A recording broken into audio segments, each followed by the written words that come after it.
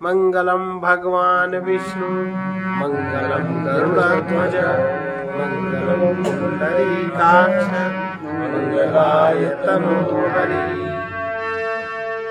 उस पुराण की यानी जो पुरातन देव को, अध्यात्म योग को, उसको कैसे अनुभव कर सकते हैं? चित्त को विषयों से हटाकर और चित्त को अपने चैतन्य में लगाकर अध्यात्म योग द्वारा, उसकी प्राप्ति द्वारा, उसको जानकर धीर पुरुष अपने उत्कर्ष और अपकर्ष का भाव हो जाने के कारण हर्ष और शोक को पार कर जाता है। ये कठोपनिषद का पहले अध्याय का 13वां श्लोक है। एतत् श्रुत्वा संपरिगृह्य मर्त्यः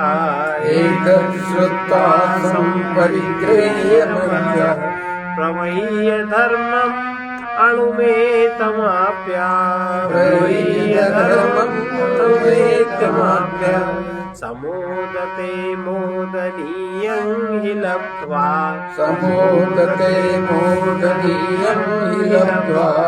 विवृत्तं सद्मनचिकेतसं मन्ये।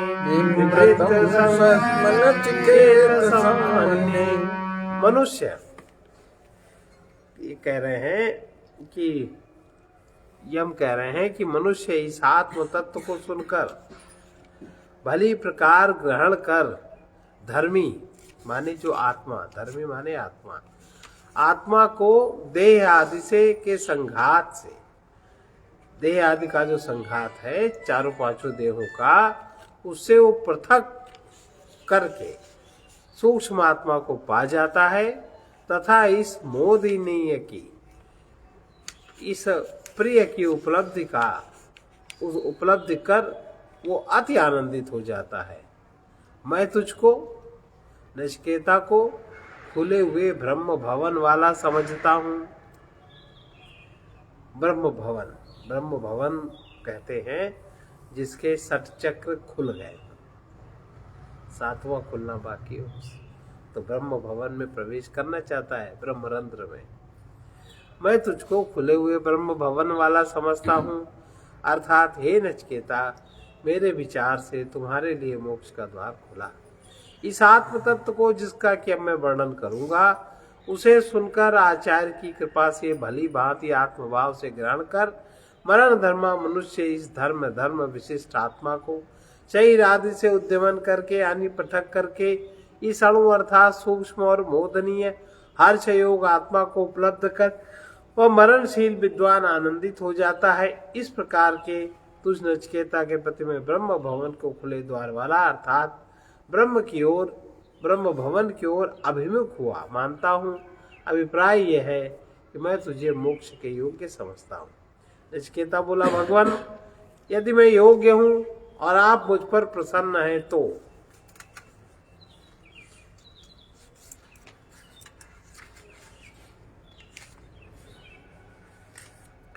सर्वातीत वस्तु विषयक प्रश्न, अगर आप मुझ पर प्रसन्न है तो मुझे आप ये बताइए। शुरू हो गए।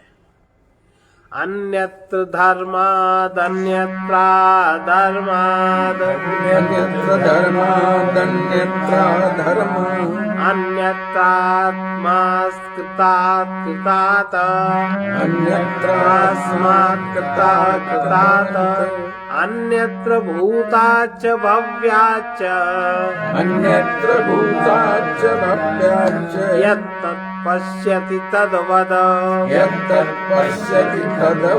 जो धर्म से पृथक, धर्म से जो अलग, अधर्म से भी जो अलग तथा इस कार्य कारण रूप प्रपंच से भी जो पृथक है और जो भूत एवं भविष्य से भी अन्य है, कोई तीसरा है, ऐसा आप जिसे देखते हैं वही मुझको बताइए। जो धर्म यानी शास्त्रीय धर्मानुष्ठान, उसके फल तथा कर्ता करण आदि कारकों से अन्यत्र पृथक भूत है तथा जो धर्म से भिन्न अकृत कार्य तथा अकृत कारण, इस प्रकार इस कार्य कारण स्थूल सूक्ष्म प्रपंच से भी पृथक है। यही नहीं, भूत अर्थात बीते हुए, भव्य, आगामी तथा वर्तमान काल से भी जो अन्यत्र है। तात्पर्य है जो तीनों कालों से परिच्छिन्न नहीं है।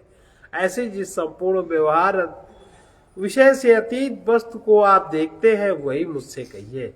इस प्रकार पूछते हुए नचिकेता से पूछे हुए वस्तु तथा उसके अन्य विशेषण को बतलाने की इच्छा से यमराज बोले। ओंकारोपदेश, सबसे पहले यमराज का ओंकारोपदेश है।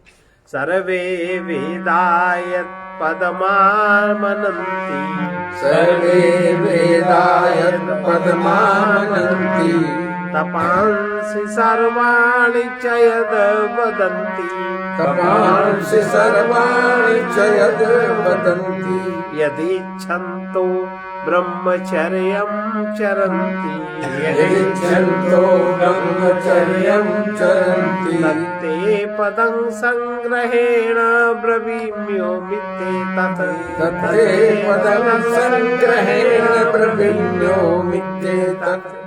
सारे वेद जिस पद का वर्णन करते हैं या सारे वेदों में जिस पद का वर्णन किया गया है, समस्त तपों को जिसकी प्राप्ति के लिए साधक करते हैं, सारे प्रकार के तप जिसकी प्राप्ति के लिए साधक लोग करते हैं, जिसकी इच्छा से जिसको प्राप्ति की इच्छा से, जिसको जानने की इच्छा से मुमुक्ष जन ब्रह्मचर्य का पालन करते हैं, उस पद को मैं तुमसे संक्षेप में कहूंगा। ओम यही वो पद है। फिर से सुने, सारे वेद में जिस पद का वर्णन है, समस्त तप जिसकी प्राप्ति के लिए किए जाते हैं, जिसको प्राप्त करने की इच्छा से, जिसको जानने की इच्छा से, जिसको देखने की इच्छा से ब्रह्मचर्य का पालन किया जाता है, उस पद को मैं संक्षेप में तुमसे कहता हूं। ओम यही वो पद है। समस्त वेद जिस पद अर्थात गमनीय स्थान का विभाग यानी एक रूप से, उसका कोई विभाग नहीं है, वो एक क्रम है कि अलग, जैसे हम लोग कहें जागृत अवस्था अलग, स्वप्न अवस्था अलग, ओम अलग नहीं है और जागृत स्वप्न सुप्त अवस्था भी अलग नहीं है। तो इस तरह है, ये तो जीवन चेतना का स्तर है। अब उस स्तर को हम न जाने तो ये हमारी मूर्खता है। हम जो जागृत को जागृत नहीं जानता वो अन्य अवस्थाओं को नहीं जान सकता।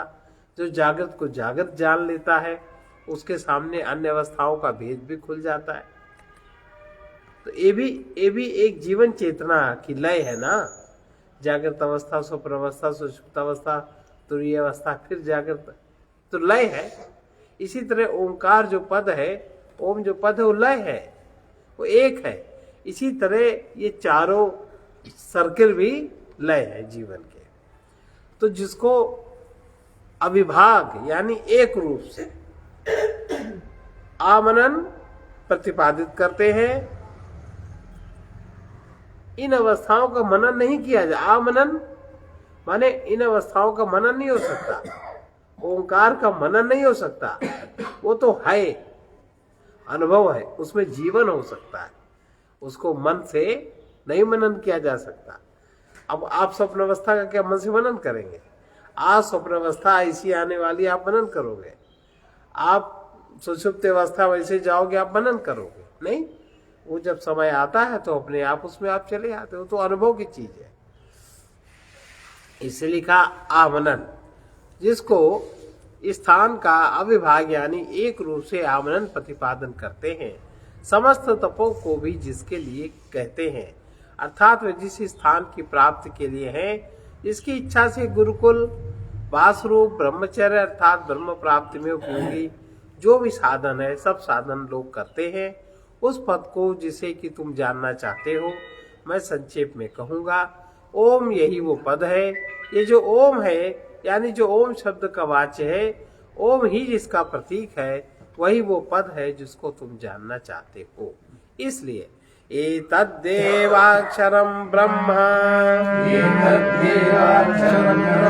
एतद्देवाक्षरं परम, एतद्देवाक्षरं परम् एतद्देवाक्षरं ज्ञात्वा एतद्देवाक्षरं ज्ञात्वा यो यदिच्छति तस्य ततः योगच्छति तस्य ततः। ये अक्षर ही ब्रह्म है, ये अक्षर ही पर है। इस अक्षर को ही जानकर जो जिसकी इच्छा करता है वही उसको प्राप्त होता है, वही उसका हो जाता है। अब कहते हो कि हम तो इतना जप करते हैं, उतना करते हैं, कुछ नहीं होता। तुम उसको जानते कहाँ हो? तुमने तो सुन लिया, मान लिया और उसको रटने लगे, तुमने जाने नहीं। इस अक्षर को जानकर, इसका ज्ञान हो जाए इस अक्षर का, फिर जो जिसकी इच्छा करता है वो उसको प्राप्त हो जाता है, माने वो स्वतः सिद्ध हो जाता है वो व्यक्ति।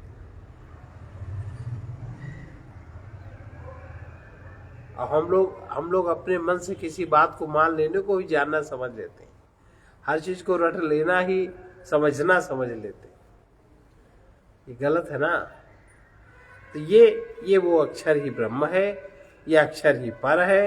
इस अक्षर को ही जानकर जो जिसकी इच्छा करता है वही उसको प्राप्त हो जाता है। ये अक्षर ही अपर ब्रह्म है, ये अक्षर ही पर ब्रह्म है। ये अक्षर उन दोनों का ही प्रतीक है।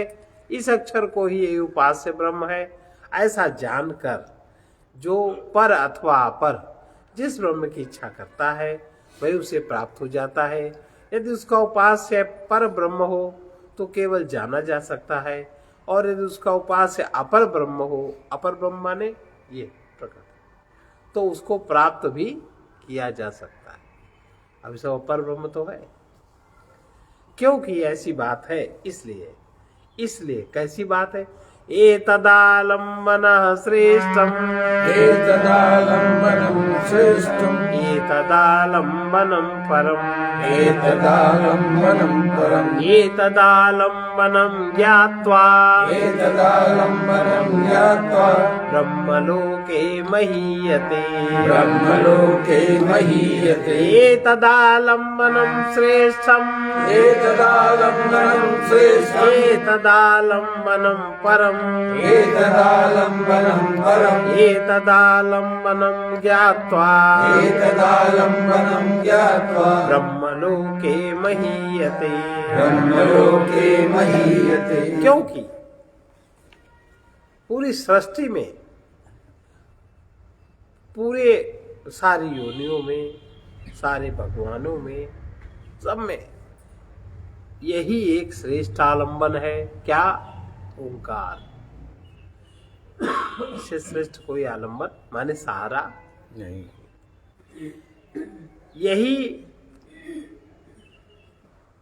यही एक श्रेष्ठ आलम्बन है, और यही पर आलम्बन भी है। इस आलम्बन को जानकर पुरुष ब्रह्मलोक में महिमान्वित होता है। ये ओंकार रूप आलम्बन ब्रह्म प्राप्ति के गायत्री आदि सभी आलम्बनों में श्रेष्ठ, यानी सबसे अधिक प्रशंसनीय है। पर और अपर ब्रह्म विषयक होने से आलम्बन पर और अपर रूप है। तात्पर्य है, इस आलम्बन को जानकर साधक ब्रह्मलोक अर्थात पर ब्रह्म में स्थित महिमान्वित होता है, माने पर ब्रह्म में स्थित हो जाता है। पर ब्रह्म की महिमा उसके हृदय में प्रकट हो जाती है, और जब उसकी महिमा उसके हृदय में प्रकट हुई, फिर चाहे जिस शरीर में चाहे जहां रहे उसी में तो उसकी महिमा होगी, वो महिमान्वित होता है। तथा अपर ब्रह्म में ब्रह्मत्व को प्राप्त होकर ब्रह्म के समान अपर ब्रह्म में, पर ब्रह्म में तो वो महिमान्वित हो जाता है, हृदय में जागृत हो गया, वह उसकी महिमा में वो स्थित हो गया, और फिर वही व्यक्ति अपर ब्रह्म में ब्रह्मत्व को प्राप्त होता है और ब्रह्म के समान उपासनीय होता है। उपर्युक्त अन्यत्र धर्मात इत्यादि श्लोक से नचिकेता द्वारा पूछे गए सर्वविशेष रहित आत्मा के तथा मंद और मध्यम उपासकों के लिए अपर ब्रह्म के प्रतीक और आलम्बन रूप से ओंकार का निर्देश किया गया। अब जिसका आलम्बन ओंकार है, जिसने ओंकार को आलम्बन कर लिया है, अब जिसका आलम्बन ओंकार है, उस आत्मा के स्वरूप का साक्षात निर्धारण करने की इच्छा से यम कह रहे, आत्म स्वरूप का निरूपण कर रहे हैं। जिसका आधार ओंकार है, जिसका आलंबन ओंकार है, उस आत्मा का निर्धारण करने की इच्छा से वो आत्मा क्या है जो उसको ग्रहण कर पाता है। आत्मा ही तो ग्रहण करता है, मन तो ग्रहण नहीं करता। जो उसको ग्रहण कर पाता है, जिसमें वो प्रकट होता है, जो उसका आधार बनता है, इसको निर्धारण करने की, साक्षात करने की इच्छा से कह रहे हैं आत्मस्वरूप निरूपण। न जायते म्रियते वा विपश्चिन् न जायते म्रियते वा विपश्चिन् नायं कुतश्चिन्न बभूव कश्चित् नायं कुतश्चिन्न बभूव कश्चिन् अजो नित्यः शाश्वतोऽयं पुराणो अजो नित्यः शाश्वतोऽयं पुराणो न हन्यते हन्यमाने शरीरे न हन्यते हन्यमाने शरीरे न जायते म्रियते वा विपश्चिन् न जायते म्रियते वा विपश्चिन् नायं कुतश्चिन्न बभूव कश्चित् नायं कुतश्चिन्न बभूव कश्चिन् अजो नित्यः शाश्वतोऽयं पुराणो अजो नित्यः शाश्वतोऽयं पुराणो न हन्यते हन्यमाने शरीरे न हन्यते हन्यमाने शरीरे। यह विपश्चित, विपश्चित माने जिससे मेधावी कोई और नहीं है, जिसमें मेधा बुद्धि काम करती है, मतलब मेधा बुद्धि के द्वारा जो जाना जा सकता है, प्रज्ञा के द्वारा जो समझा जा सकता है, यह विपश्चित मेधावी आत्मा न उत्पन्न होता है, न मरता है, ये ना तो किसी अन्य कारण से उत्पन्न हुआ है और न स्वतः ही कुछ अर्थांतर रूप से ये बना है। यह जन्मा है, नित्य है, सदा वर्तमान है, शाश्वत है, सर्वदा रहने वाला है और पुरातन है, तथा ये शरीर के मारे जाने पर भी स्वयं नहीं मारा जाता। ये आत्मा उत्पन्न नहीं होता और न मरता ही है। उत्पन्न होने वाली अनित्य वस्तु के अनेक विकार होते हैं। यहाँ आत्मा में सब विकारों का प्रतिषेध करने के लिए न जायते म्रियते वा ऐसा कहकर सबसे पहले उनमें से जन्म और विनाश रूप आदि और अंत के विकारों का निषेध किया जाता है। कभी लुप्त न होने वाला चैतन्य रूप स्वभाव के कारण आत्मा विपश्चित यानी सबसे मेधावी है, तथा ये आत्मा कहाँ से, कहीं से भी अर्थात किसी अन्य कारण से उत्पन्न नहीं हुआ और न ही अर्थांतर से, स्वयं अपने से ही उत्पन्न हुआ। इसलिए आत्मा जन्मा, नित्य शाश्वत यानी क्षय रहित है, क्योंकि जो अशाश्वत होता है वही क्षय युक्त होता है, क्षीण होता है। ये तो शाश्वत है, इसलिए पुराण भी है, यानी प्राचीन होकर भी नवीन है, क्योंकि जो पदार्थ अवयवों के उपचय से निष्पन्न किया जाता है वही इस समय नया है, ऐसा कहा जाता है जैसे घड़ा। किंतु आत्मा उससे विपरीत स्वभाव वाला है, अर्थात पुराण यानी वृद्धि रहित है।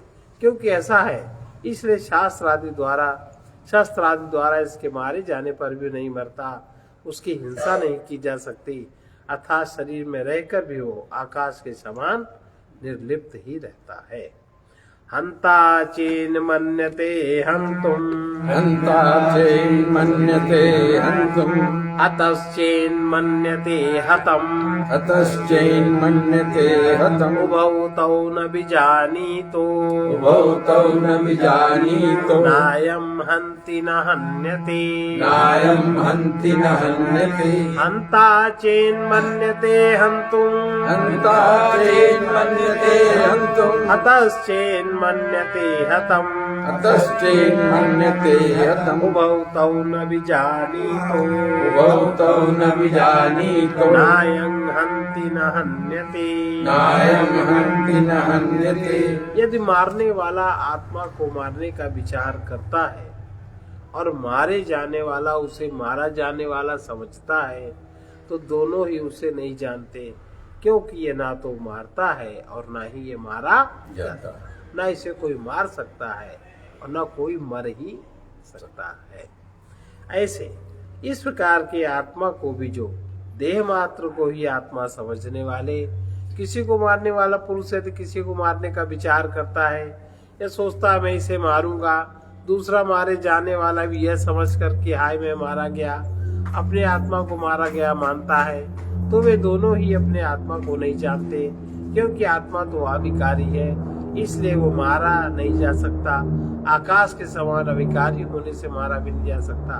अर्थात धर्मादि रूप संसार अनात्मज्ञ से ही संबंध रखता है, ब्रह्मज्ञ से नहीं, क्योंकि श्रुति प्रमाण और युक्ति से भी ब्रह्म ज्ञानी द्वारा धर्म आदि नहीं बन सकते।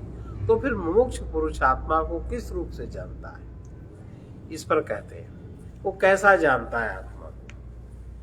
अणोरणीयान महतो महीयान, अणोरणीयान महतो महीयान, आत्मा से जंतोर निहितो गुहायाम, आत्मा से जंतोर निहितो गुहायाम, तमाकृतो पश्यति वीतशोको, तमाकृतो पश्यति वीतशोको, धातु प्रसादान महिमानमात्मनः, धातु प्रसादान महिमानमात्मनः। फिर से इसको दोहरा ले।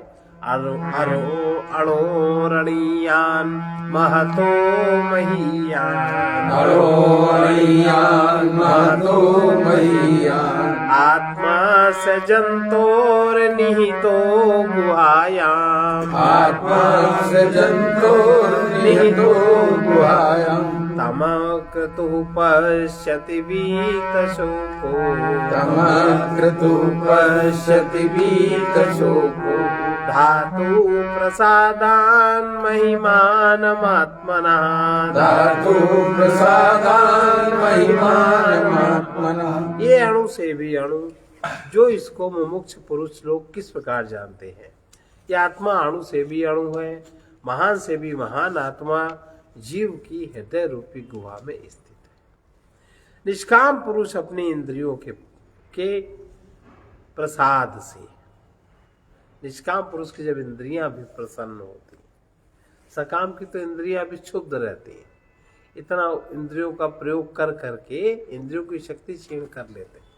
निष्काम पुरुष अपनी इंद्रियों के प्रसाद से जब उसकी इंद्रियां प्रसन्न होती हैं तो वो आत्मा की महिमा को देखता है और शोक रहित हो जाता है।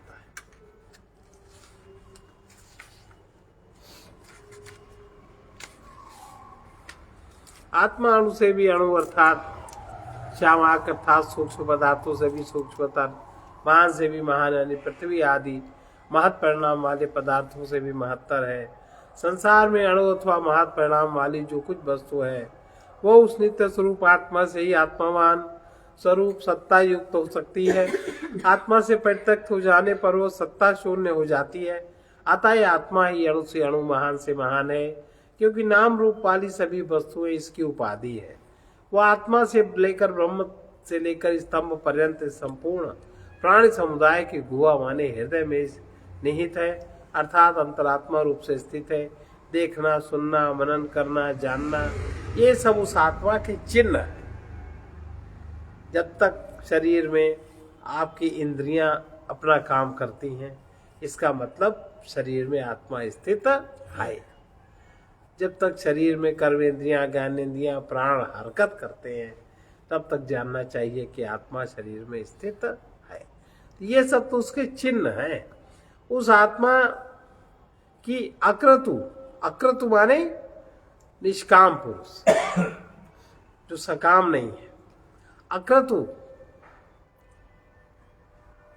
निष्काम पुरुष अर्थात जिसकी बुद्धि दृष्ट और अदृष्ट बाह्य विषयों से उपरत हो गई है, क्योंकि जिस समय ऐसी स्थिति होती है उसी समय मन और इंद्रियां जो कि शरीर को धारण करने के कारण धातु कहलाती हैं, प्रसन्न होती हैं।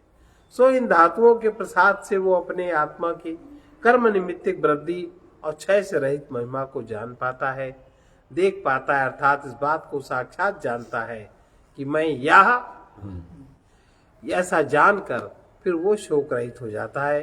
अन्यथा सकाम प्राकृत पुरुषों के लिए यह आत्मा बड़ा दुर्विज्ञेय है। वो तो इसकी कल्पना ही नहीं कर सकते। कैसे? आसीनो दूरं व्रजति आसीनो दूरं व्रजति शयानो याति सर्वतः शयानो याति सर्वतः कस्तं मदामदं देवं कष्टं मदामदं देवं मदन्यो ज्ञातुमर्हति मदन्यो ज्ञातुमर्हति आसीनो दूरं व्रजति आसीनो दूरं व्रजति शयानो याति सर्वतः शयानो याति सर्वतः हस्तं मदामदं देवं कष्टं मदामदं देवं मदन्यो ज्ञातुमर्हति। मदन्यो ज्ञातुमर्हति। वो स्थित हुआ, आत्मा एक जगह स्थित हुआ, हृदय में आपके रहता हुआ भी बहुत दूर तक जाता है, बहुत दूर तक सोच लेता है, सोता हुआ भी सब और की खबर वो जानता है। मद माने हर्ष से युक्त और मद से रहित उस देव को भला मेरे सिवा कौन जान सकता है। मेरे सिवा माने जो निष्काम पुरुष है, उनके सिवा उसको कौन जान सकता है। अवस्थित अर्थात अचल होकर भी दूर चला जाता है, शयन करता हुआ भी सब ओर पहुंचता है। इस प्रकार वो आत्मदेव समत अमत हर्ष सहित और हर्ष रहित विरुद्ध धर्म वाला है।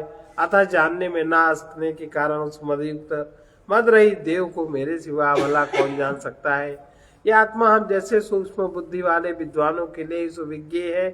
स्थिति गति नित्य और अनित्य आदि अनेक विरुद्ध धर्म रूप उपाधि वाला तथा विपरीत धर्मित्व वाला होने से या चिंतामणि के समान विश्व रूप सा भासता है। अतः मेरे सिवा उसे और कौन जानने में समर्थ हो सकता है। ऐसा कहकर उसकी दुर्विज्ञता दिखलाते हैं। इंद्रियों का शांत हो जाना ही शयन कहलाता है। शयन करने वाले पुरुष का इंद्रिय जनित एक देश संबंधी विज्ञान शांत हो जाता है। जिस समय ऐसी अवस्था होती है उस समय केवल सामान्य विज्ञान होने से वो सब ओर जाता हुआ सा जान पड़ता है, और जब वो विशेष विज्ञान में स्थित होता है तो स्वरूप से अविचल रहकर भी मन आदि उपाधियों वाला होने से उन मन आदि की गतियों में जाता हुआ सा जान पड़ता है। मन ही तो सब कुछ करता है। वस्तुतः तो वो रहता एक ही जगह है, लेकिन सब कुछ का आभास रूप में वही सब कुछ करता है। तथा अब यह भी दिखलाते हैं उस आत्मा के ज्ञान से सभी प्रकार के शोक का अंत हो जाता है। आत्मा के ज्ञान मात्र से, उसको देखो ना, केवल उसको जैसे बुद्धि से अन्य पदार्थों का ज्ञान किया, अगर उसका भी ज्ञान हो जाए बुद्धि से तो इतने मात्र से ही सारे शोक समाप्त हो जाते हैं। कैसे? अशरीरं शरीरेष्वन् शरीरं शरीरेष्वन् अवस्थेष्वस्थितम् अवस्थेष्वस्थितं महान्तं विभुमात्मानं महान्तं विभुमात्मानं मत्वा धीरो न शोचति मत्वा धीरो न शोचति अशरीरं शरीरेष्वन् अशरीरं शरीरेष्वन् अवस्थेष्वस्थितम् अवस्थेष्वस्थितं महान्तं विभुमात्मानं महान्तं विभुमात्मानं मत्वा धीरो न शोचति। मत्वा धीरो न शोचति। जो शरीरों में शरीर रहित,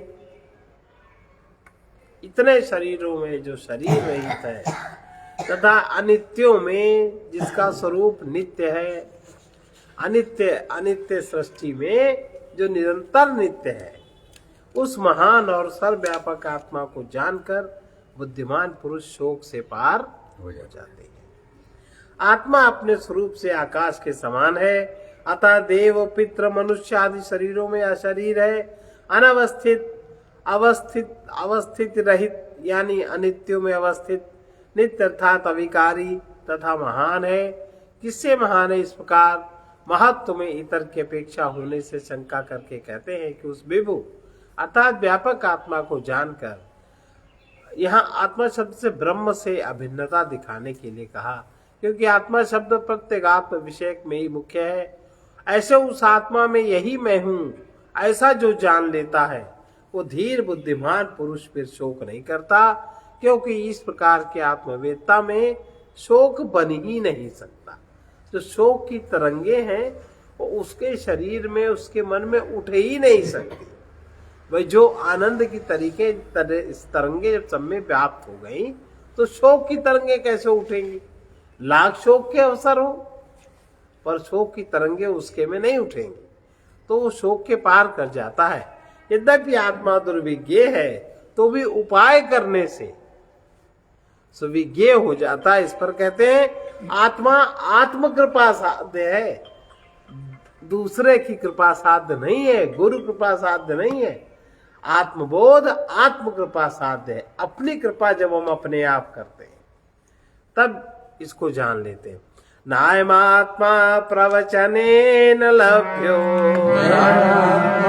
प्रवचनेन लभ्यो न मेधया न बहुना श्रुतेन न मेधया न बहुना श्रुतेन यमेवैष वृणुते तेन लभ्यः यमेवैष वृणुते तेन लभ्यः तस्यैष आत्मा विवृणुते तनु स्वाम् तस्यैष आत्मा विवृणुते तनु स्वाम् नायमात्मा प्रवचनेन लभ्यो नायमात्मा प्रवचनेन लभ्यो न मेधया न बहुना श्रुतेन न मेधया न बहुना श्रुतेन यमेवैष वृणुते तेन लभ्यः यमेवैष वृणुते तेन लभ्यः तस्यैष आत्मा विवृणुते तनु स्वाम् तस्यैष आत्मा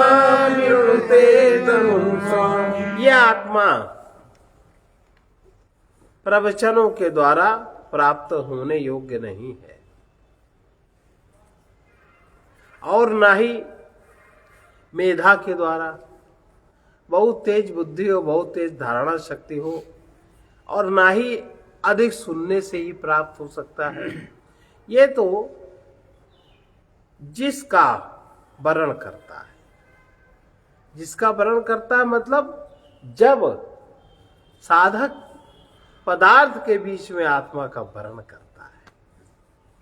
अभी तो कल बताया था, मोही संबंधियों के वर्ण में आनंदित है, लोभी धन के वर्ण में आनंदित है, कामी स्त्री के वर्ण में आनंदित है, अभिमानी मान सम्मान में आनंदित है। इससे ज्यादा क्या बचा? यही तो चार चीजें हैं। आत्मा का वर्ण कौन करता है?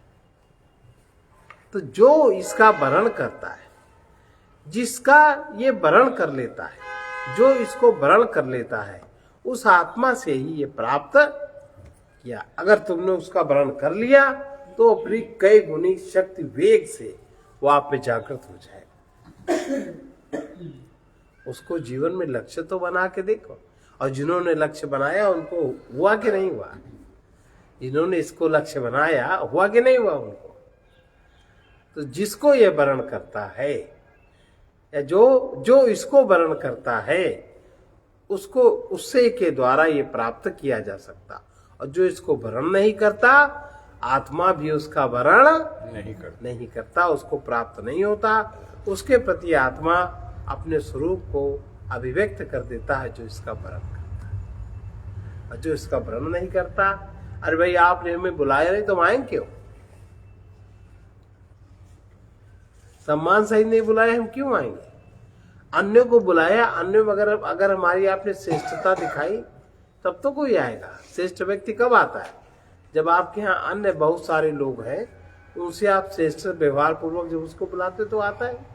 और अगर आप सामान्य व्यक्तियों से उससे श्रेष्ठ उत्तर व्यवहार न करो तो कोई महान पुरुष तो नहीं आता।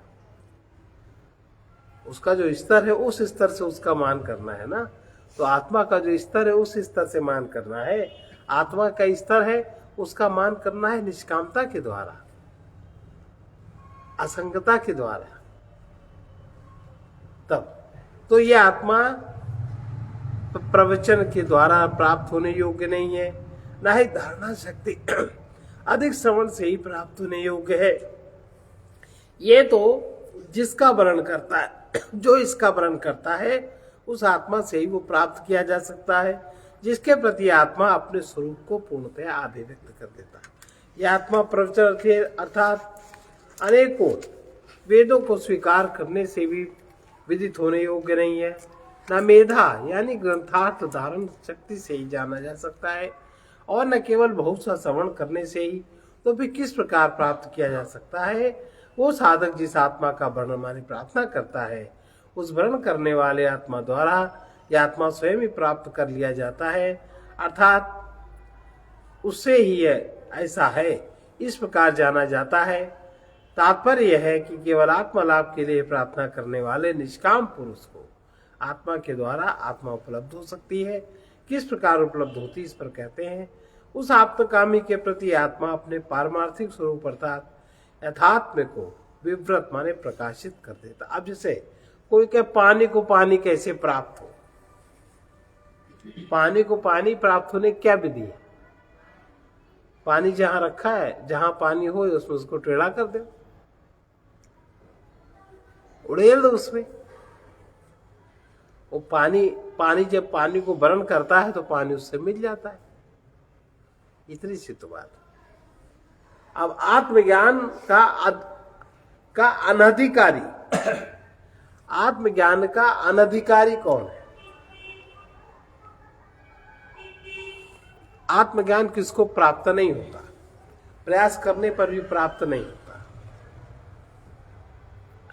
ना विरतो दुश्चरितान्न, नावरितो दुश्चरितान्न, अशांतो ना समाहिता, अशांतो न समाहिता, ना शांत मानसो वापी, न शान्तमानसो वापि, प्रज्ञानैनम् आप्नुयात्, प्रज्ञानेनैव आप्नुयात्, नाविरतो दुश्चरितान्, नावरितो दुश्चरितान्, अशांतो ना समाहितः, अशान्तो न समाहिता, ना शांत मानसो वापि, न शान्तमानसो वापि, प्रज्ञानेन नैनम् आप्नुयात्। प्रज्ञानेनैव आप्नुयात्। जो पाप कर्म से निवृत्त नहीं हुआ। अब पहले समझो पाप क्या है, पुण्य क्या है, पाप क्या है। पुण्यमय जीवन कैसे हो, मंगलमय जीवन कैसे हो, हम पापमय जीवन से कैसे हटें। जो हमारे मन को अशांत कर दे वो पाप है, जो हमारी इंद्रियों को चंचल कर दे वो पाप का सामान्य सी परिभाषा। जो हम अपने लिए दूसरों से नहीं चाहते वो पाप है, जो हम अपने लिए चाहते वही दूसरों के साथ करते वही पुण्य है।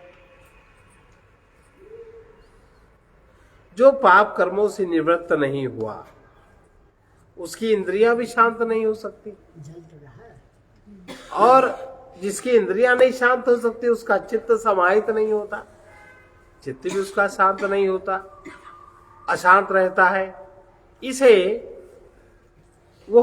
आत्मज्ञान नहीं प्राप्त किया, वो व्यक्ति आत्मज्ञान का बिल्कुल अधिकारी नहीं है। ऐसा व्यक्ति जो दुश्चरित प्रतिषिद्ध कर्म माने पाप कर्म, श्रुति स्मृति से अभिहित पाप कर्म से जो अविरत अनुपरत है वो नहीं, जो इंद्रियों की चंचलता के कारण अशांत यानी उपरत शून्य रहता है, और वो भी नहीं जो असमाहित अर्थात जिसका चित्त एकाग्र नहीं रहता, जो विक्षिप्त चित्त है, वो भी नहीं जो समाहित चित्त होने पर भी उस एकाग्रता के फल का इच्छुक। समाहित चित्त है, एकाग्रता है, अब उसका भी फल चाहता है, वो भी नहीं कि हम 10 मिनट शांत बैठे, हमने परमात्मा का ध्यान किया, हमें कुछ मिले। हम तो इतना परमात्मा की आरती पूजा ध्यान भजन करते फिर भी हमारा हल्का मर गया, फिर भी हमारे सामने प्रतिकूलता, हम उसका ही फल चाहते हैं। मतलब हम परमात्मा का स्मरण पूजन चित्त समाहित होने के लिए करते हैं, और जब चित्त समाहित भी होता है तो उसका भी फल चाहते हैं किस रूप में? प्रतिकूलता आ जाए तो अनुकूलता रूप में हम फल चाहें। ये तो है, जरा सा कुछ कर लेंगे उसका हम फल चाहे, वही लिखा है। जो विक्षिप्त चित्त है, ऐसे लोगों को विक्षिप्त कहते हैं। वो भी नहीं, तथा समाहित चित्त होने पर उस एकाग्रता के फल का जो इच्छुक है, उसके लिए जो अशांत है, परमात्मा हमें ये देगा, हमें ये देगा, हमें ये देगा, वो ये नहीं करता, वो ये नहीं करता, हम तो 7 सोमवार रह लेंगे, हमारा विवाह हो जाए, 5 बार शंकर जी को जल चढ़ा देंगे, हमारा ऐसा हो जाए। ये सब विक्षिप्त की श्रेणी में आते हैं, इसमें लिखा है। पागल की श्रेणी में आते हैं। नहीं होता कुछ भी। अगर तुम्हारे कर्म का बल नहीं है, पिछले कर्म का पुण्य भाग अगर नहीं है, वर्तमान जीवन अगर पुण्यवान नहीं है, तो नहीं हो सकता। और बताओ अच्छा किसका होता? वहम है। हाँ, समाहित चित्त हो जाए, ये बहुत बड़ी बात है। अब हम समाहित चित्त का भी फल चाहते हैं। समाहित चित्त होने पर भी उस एकाग्रता के फल का इच्छुक होने के कारण जो अशांति चित्त है, उसके कारण जो एकाग्रता का फल मिले, उसके कारण जो अशांत है, वो जिसका चित्त निरंतर व्यापार करना जानता है।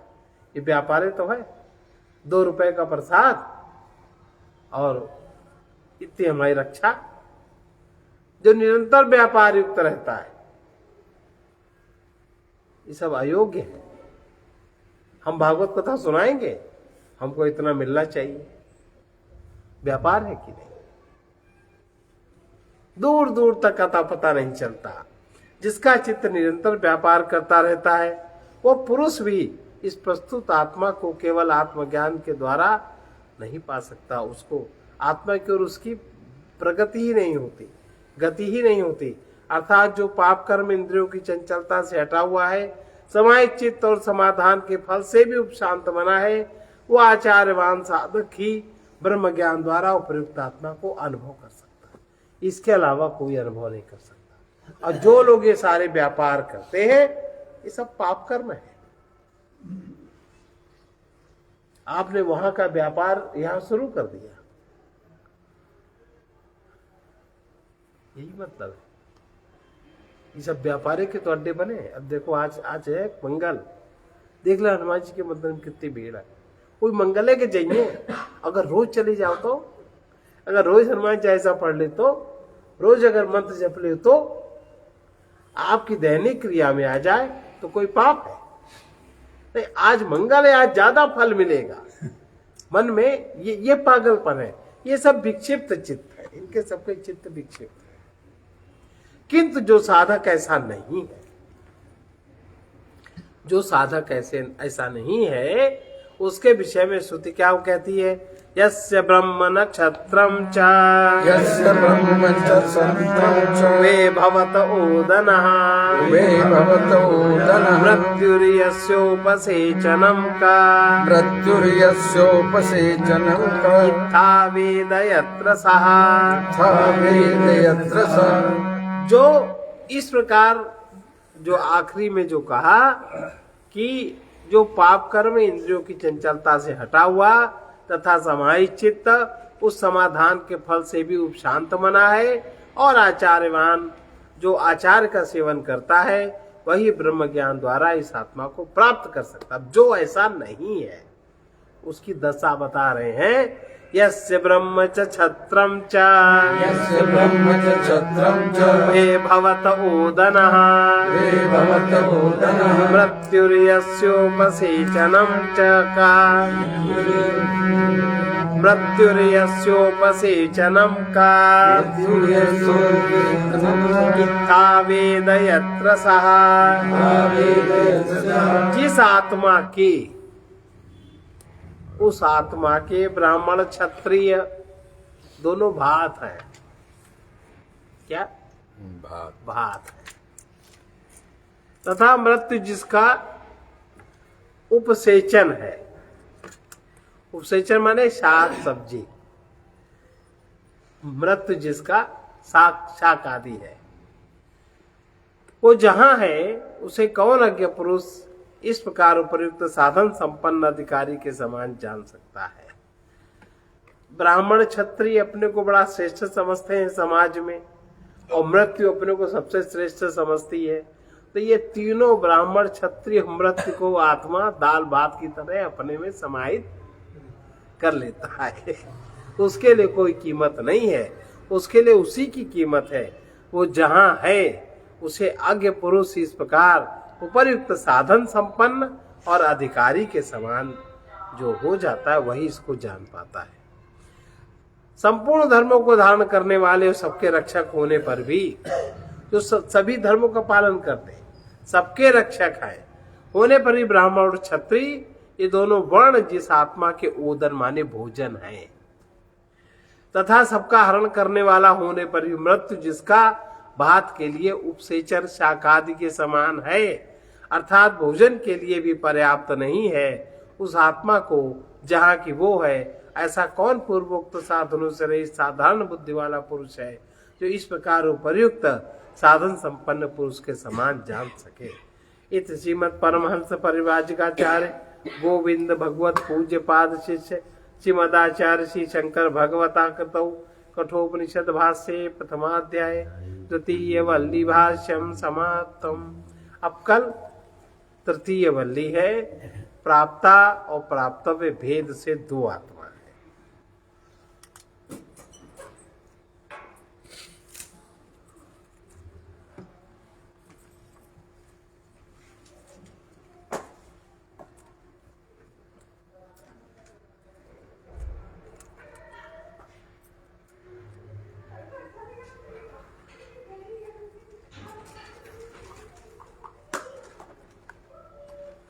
भूल न जाना तुम जिससे सब कुछ पाते भगवान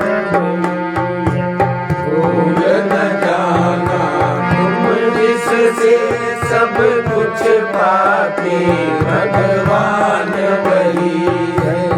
उससे विमुख बना देता जो, उससे विमुख बना देता जो, मानव को अभिमान वही है। मानव को अभिमान वही है। भूल न जाना तुम जिससे सब कुछ पाते भगवान वही है। भूल न जाना तुम जिससे सब कुछ पाते भगवान वही है। त्यागी वो जो अहंकार के, त्यागी वो जो अहंकार के, सहित वासना को तज देवे, सहित वासना को तज देवे। भय चिंता मिट जाए जिससे, भय चिंता मिट जाए जिससे, आस्तिक का सत ज्ञान वही है। आस्तिक का सत ज्ञान वही है। उससे विमुख बना देता जो, उससे विमुख बना देता जो, मानव को अभिमान वही है। मानव को अभिमान वही है।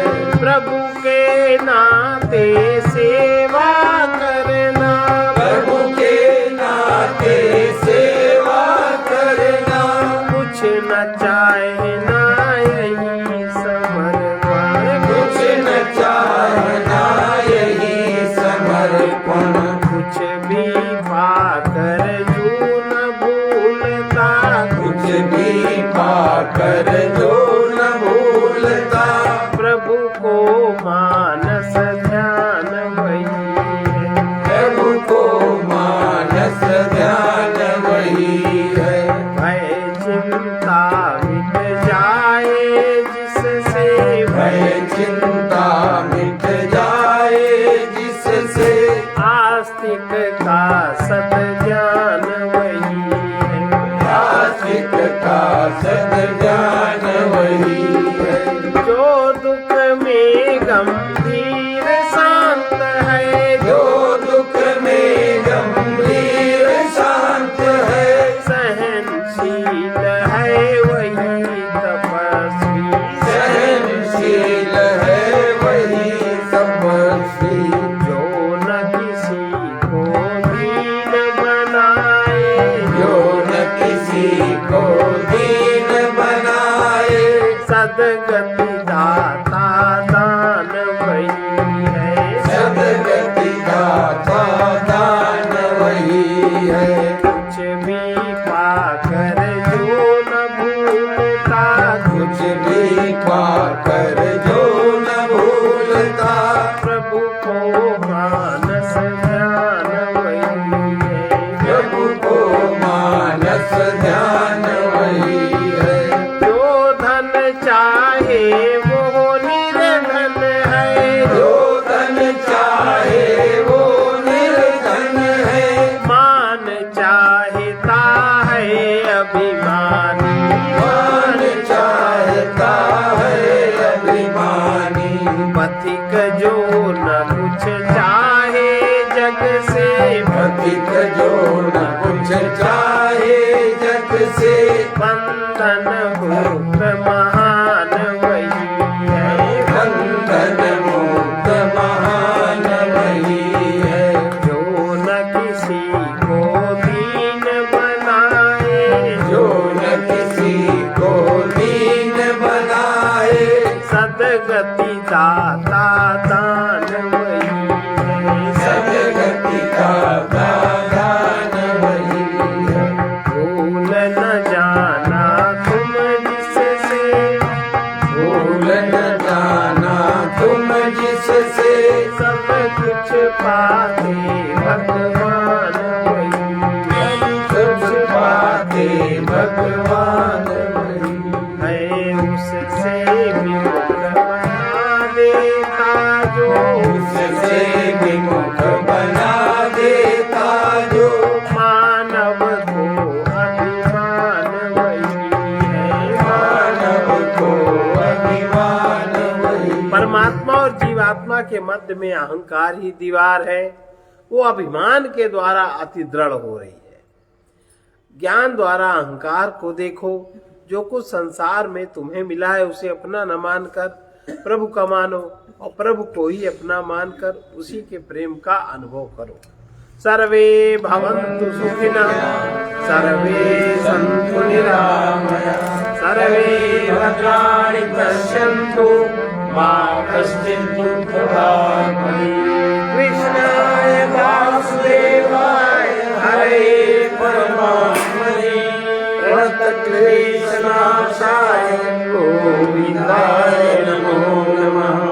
उग्रवीर महाविष्णु, उग्रवीर महाविष्णु, ज्वलन्तं सर्वतोमुखं, ज्वलन्तं सर्वतोमुखं, नृसिंहं भीषणं भद्रं, नृसिंहं भीषणं भद्रं, मृत्युमृत्योर्नमाम्यहम्। मृत्युमृत्योर्नमामि। ॐ ह्रौं जुं सः, ॐ ह्रौं जुं सः, ॐ भूर्भुवः स्वः, ॐ भूर्भुवः स्वः, ॐ त्र्यम्बकं यजामहे, ॐ त्र्यम्बकं यजामहे, सुगन्धिं पुष्टिवर्धनम्, सुगन्धिं पुष्टिवर्धनम्, उर्वारुकमिव बन्धनात्, उर्वारुकमिव बन्धनात्, मृत्योर्मुक्षीयमामृतात्। मृत्योर्मुक्षीयमामृतात्। ॐ स्वः ॐ भुवः भूः, ॐ स्वाहा ॐ भुवः भूः, ॐ सा जूं ह्रौं ॐ सः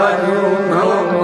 असतो मा सद्गमय, तमसो मा ज्योतिर्गमय, मृत्योर्मामृतं गमय। ॐ पूर्णमदः पूर्णमिदं पूर्णात् पूर्णमुदच्यते, पूर्णस्य पूर्णमादाय पूर्णमेवावशिष्यते। ओम शांति शांति शांति।